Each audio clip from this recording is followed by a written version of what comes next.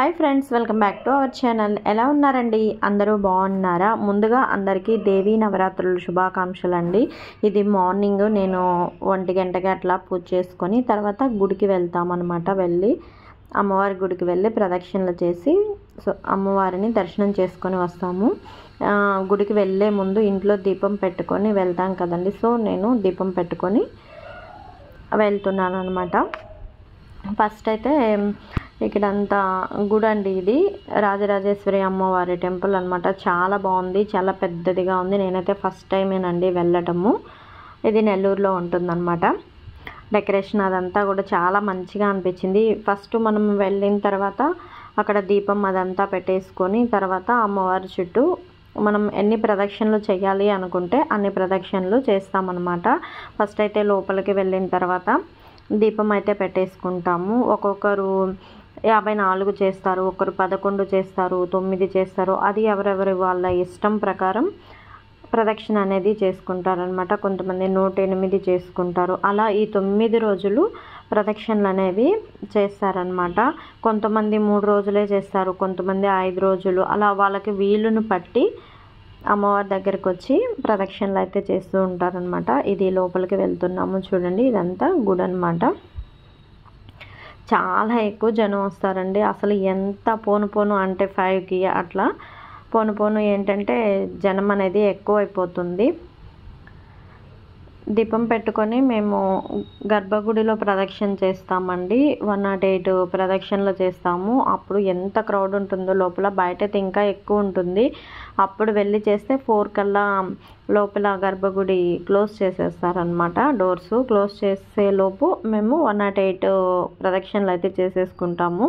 కొంచెం ఇంకా కొన్ని ప్రదక్షిణలు ఆగిపోతే లోపల చేయటం అవి బయట చేసుకుంటాం అనమాట. ఎన్ని ప్రదక్షిణలు అయితే ఆగుతాయో అవన్నీ బయట చేసుకుంటాము. ఈ విధంగా అందరూ ప్రదక్షిణలు చేస్తూ ఉంటారు. కొంచెం 5కి 6కి అట్లయితే ఇంకా ఎక్కువ మంది వస్తూ చేస్తూ ఉంటారనమాట. ఎక్కడైతే చూడొచ్చు అందరూ బయట చేస్తున్నారు కదా. 4 కల్లా అయిపోయిందంటే మేము క్యూలో నిలబడతాము అమ్మవారి దర్శనం కోసము. 6కి డోర్ ఓపెన్ చేస్తారనమాట.